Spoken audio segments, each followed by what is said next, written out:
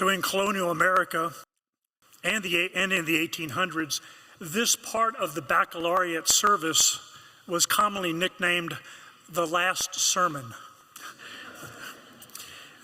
Because prior to the Civil War, all American colleges were Christian colleges, at least to some extent, and all colleges were concerned with promoting soul formation and Christian maturity in their students.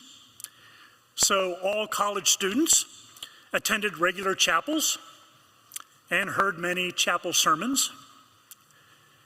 And the baccalaureate service featured the college's last sermon. And the college purposed for it to be a memorable address that the graduates would forever associate with completing their college degrees. So may God bless us and make this last sermon indeed useful. My text for this evening is a familiar one. It appears in all four of the Gospels. We will read the Gospel of Matthew's account, which is found in the first 13 verses of chapter 26. So Matthew 26, and first I'll read verses 1 through 5.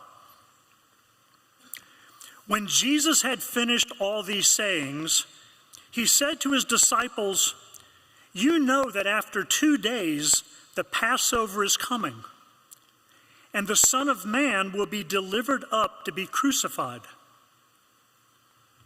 Then the chief priests and the elders of the people gathered in the palace of the high priest, whose name was Caiaphas, and plotted together in order to arrest Jesus by stealth and kill him.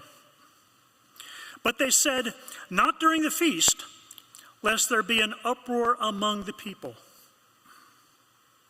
So the event that we're going to be reading about here is, it occurred only a few days before the Lord Jesus Christ was crucified on Calvary. Jesus had already made his triumphal entry into Jerusalem. Now Jesus is in Bethany, which is a suburb of Jerusalem, and he is telling his disciples that his death is near. He is about to take upon himself all the sins of all God's people and atone for them by dying on the cross.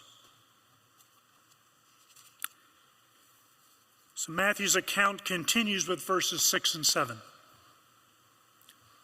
Now when Jesus was at Bethany in the house of Simon the leper, a woman came up to him with an alabaster flask of very expensive ointment, and she poured it on his head as he reclined at table.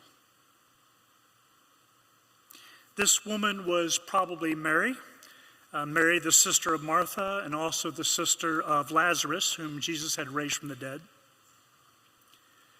The alabaster flask of very expensive ointment was a perfumed lotion that was often applied to dead bodies that were about to be buried. And the ointment's pleasant fragrance was so strong that it would quickly fill any room. Now, this lotion, or nard, as it's called in some Bible translations, was imported from India and the Himalayas. So it was extremely expensive. A container full of such lotion would have cost maybe $30,000 in today's money. In fact, it was so expensive that many Hebrews spent years saving their money so they could purchase this perfume for their burial. And Mary poured some $30,000 worth of aromatic ointment on Jesus' head. Everyone in the room noticed immediately. No one in the room could have expected that this would happen.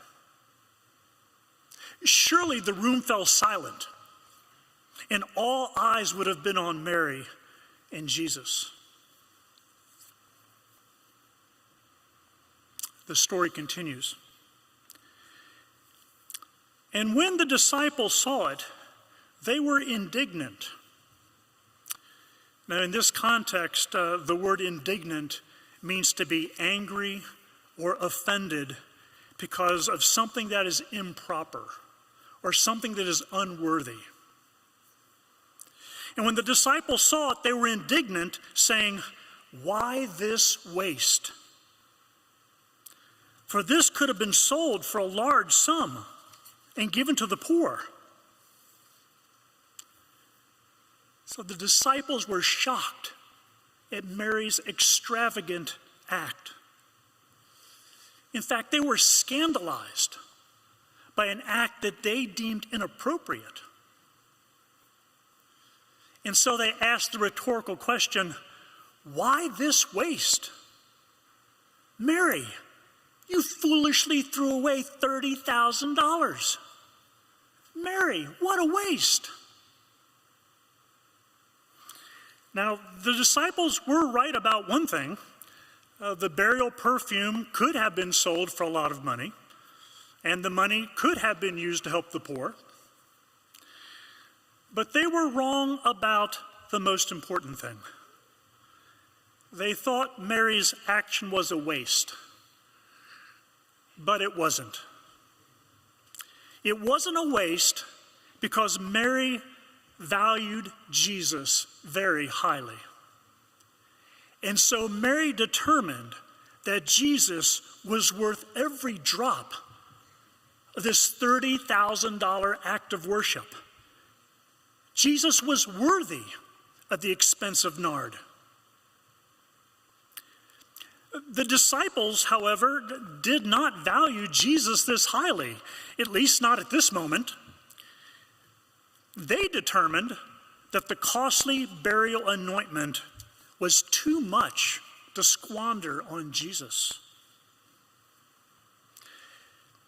And the key here is that Mary and the disciples assessed Jesus' value, his worth, differently. Mary esteemed Jesus so highly that she didn't think she was wasting anything. She did not think her behavior was extreme. And it's not that the disciples had no love for Jesus. They certainly loved Jesus. And of course, it was good that they wanted to help the poor. But at least at this moment, the disciples were thinking in terms of projects, while Mary was thinking in terms of a person. And for Mary, the person of Jesus was larger and more valuable than the projects done in Jesus' name. And because Mary valued Jesus supremely, she thought to herself, the wisest investment I can make with this expensive perfume is to give it all to Jesus. Now. No waiting. No holding back. Matthew writes in verse 10, "But Jesus, aware of this," that is, Jesus was aware that the disciples thought Mary had wasted the burial perfume. Jesus, aware of this, said to them, "Why do you trouble the woman? For she has done a beautiful thing to me." She has done a beautiful thing to me. In this context, the word beautiful does not mean that Mary's action looked pretty. Rather, it means that her action was the perfect thing to do in that place at that time. The best possible use for that ointment that God had created was exactly what Mary did with it. And thus the Son of God said that what Mary did was a thing of beauty. But Jesus, aware of this, said to them, "Why do you trouble the woman? For she has done a beautiful thing to me. For you always have the poor with you, but you will not always have me. In pouring this ointment on my body, she has done it to prepare me for burial. Truly I say to you, wherever this gospel is proclaimed in the whole world, what she has done will also be told in memory of her. So the Lord Jesus Christ tells us that Mary got it right. Jesus said to his disciples, look, Mary did a good thing, not a wasteful thing. She did a beautiful thing, not an inappropriate thing. And the Lord Jesus Christ so approved of a Mary allegedly wasting her expensive ointment on him that he permanently tied her act of worship to the gospel story. Jesus said, wherever this gospel is proclaimed in the whole world, what she has done will also be told in memory of her. You know, the exploits and the triumphs of many kings and presidents and generals are now completely forgotten. But Jesus so approved of this act of worship that it is recorded in over 150 languages and is known across the planet.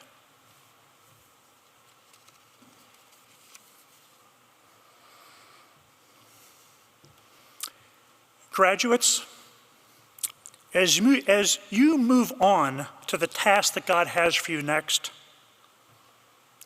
do you want to use wisely your alabaster flask of very expensive ointment? Do you want Jesus to be able to say of you, she has done a beautiful thing to me? Then do what Mary did and place the highest possible value on Jesus. Pray until you see the Lord Jesus Christ as the most winsome and delightful being in the universe. Persist until you are entranced by Jesus' beauty. Because when you are captivated by Jesus' excellencies, nothing will be thought to be too valuable for him. Nothing will be thought to be too extravagant to bestow on him. So be lavish in what you do for Jesus. To repurpose an old slogan, extremism in loving Jesus is no vice. Moderation in loving Jesus is no virtue. And do not be surprised when you are appropriately extreme in your worship of the Lord Jesus Christ, and even friends criticize you for wasting yourself on Jesus. Perhaps the best evidence that you are valuing Jesus correctly and that you are rendering the kind of lavish worship that qualifies as beautiful worship, perhaps the best evidence is when someone looks at you and thinks, why this waste? But what others regard as waste, Jesus often regards as worship. So graduates, go waste yourselves for Jesus. Would everyone please join me in praying for these graduates?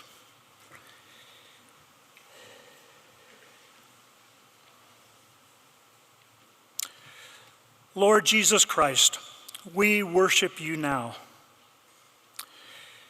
And we pray that you would bless these graduates. Please bless them by causing them to appreciate more fully your beauty, your perfections, your supremacy, your majesty. Please bless them so that they are enabled to love you so much that they will worship you extravagantly. And we pray that you would work in these graduates so that they will waste their lives on you. Jesus, we ask this for the sake of your honor and your glory. Amen.